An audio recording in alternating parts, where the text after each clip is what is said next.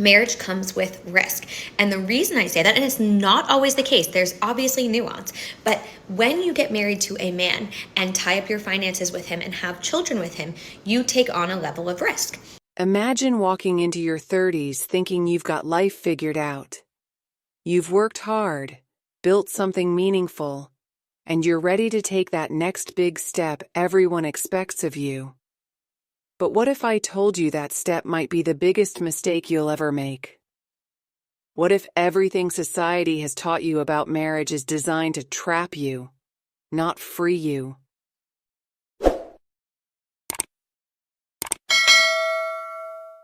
Today we're diving deep into something most men never want to hear but desperately need to understand. We're talking about why marriage in the modern world has become a rigged game where men consistently lose. This isn't about bitter divorced guys or basement dwellers complaining online. This is about cold, hard facts that reveal how the institution of marriage has been fundamentally transformed into something that serves everyone except the men who enter it. You might be thinking this is just controversial clickbait, but stick with me. By the end of this video, you'll understand exactly why marriage rates are plummeting among successful men, why divorce statistics tell a story most people refuse to acknowledge, and why the smartest guys you know are choosing freedom over wedding rings.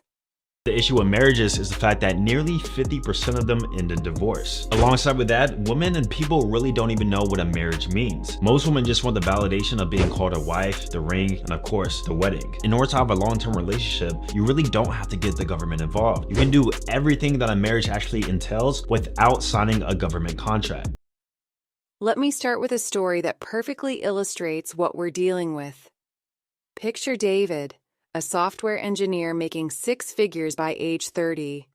He meets Sarah in graduate school, they date for 4 years, get engaged, and have what everyone calls a perfect wedding. For the next 8 years, David works 60-hour weeks while Sarah pursues her passion projects and manages their social calendar. Then one Tuesday, David comes home to find half his belongings gone and divorce papers on the kitchen table. Sarah has decided she's unhappy and wants to find herself.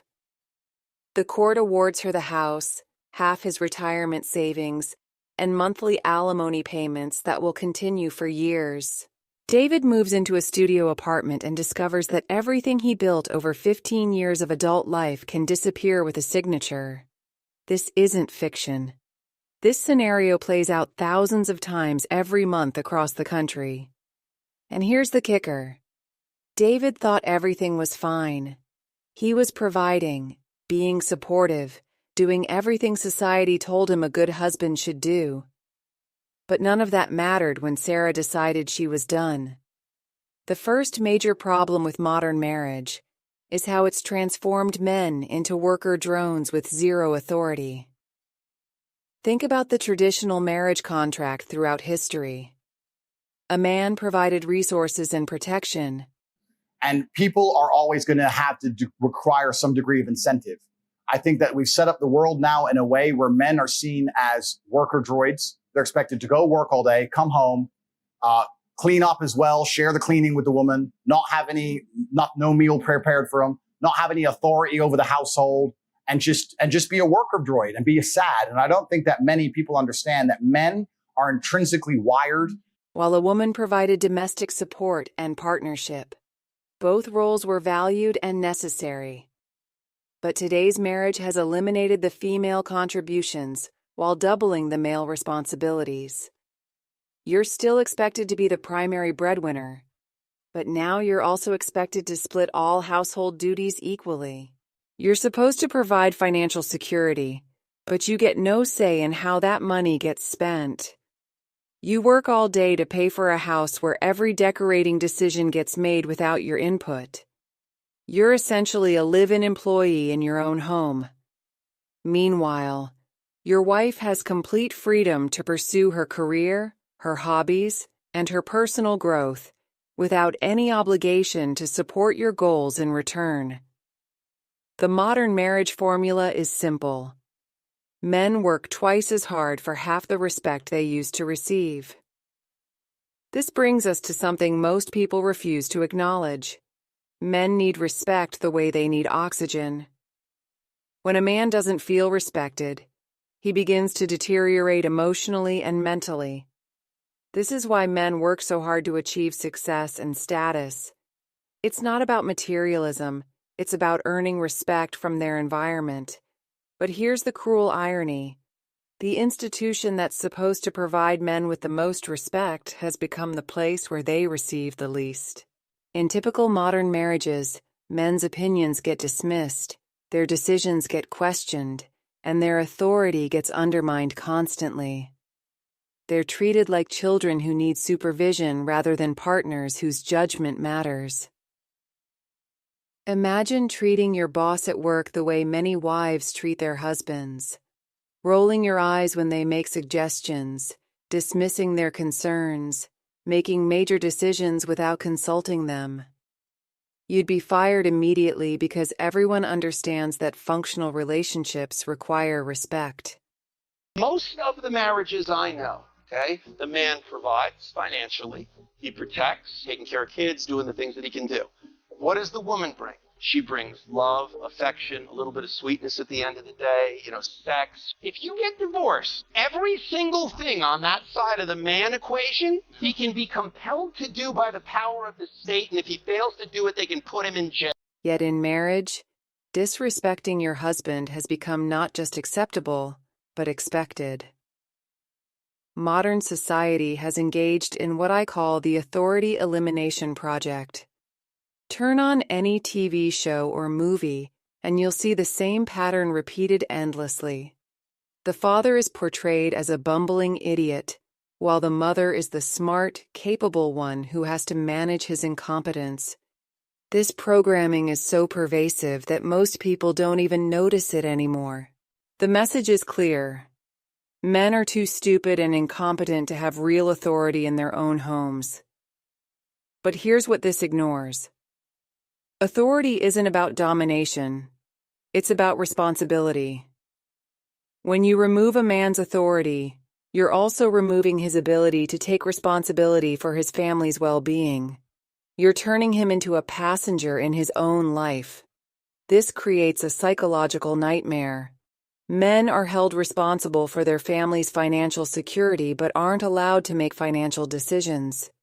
They're expected to protect their family but can't set the rules that keep everyone safe. They're supposed to be household leaders in name only, with no actual power to lead. From a purely logical standpoint, modern marriage offers men massive risks with virtually no benefits. Let's break down the cost-benefit analysis honestly. The supposed benefits: companionship, which you can get from dating; regular intimacy, which statistically decreases dramatically after marriage; having children, which you can have without marriage; and social approval, which lasts about 5 minutes. The guaranteed costs: 50% of your assets if the marriage fails; potential alimony payments for years or decades; loss of authority in your own home; decreased freedom and flexibility; and potential loss of access to your children if divorced. When you look at this objectively, what rational man would sign this contract? You're essentially agreeing to give up your freedom, your authority, and potentially half your wealth in exchange for what exactly? The traditional benefits of marriage have been systematically eliminated while all the costs and risks have been amplified.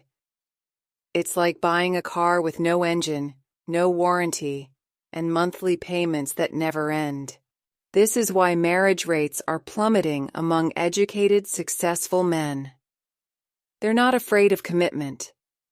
Marriage is not for happiness. What? If you want to be happy, remain single. That is free advice. If you want to be happy, remain what? Single.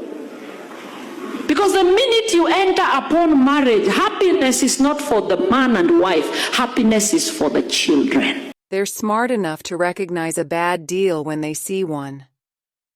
One of the most devastating aspects of modern marriage is the widespread phenomenon of sexless marriages.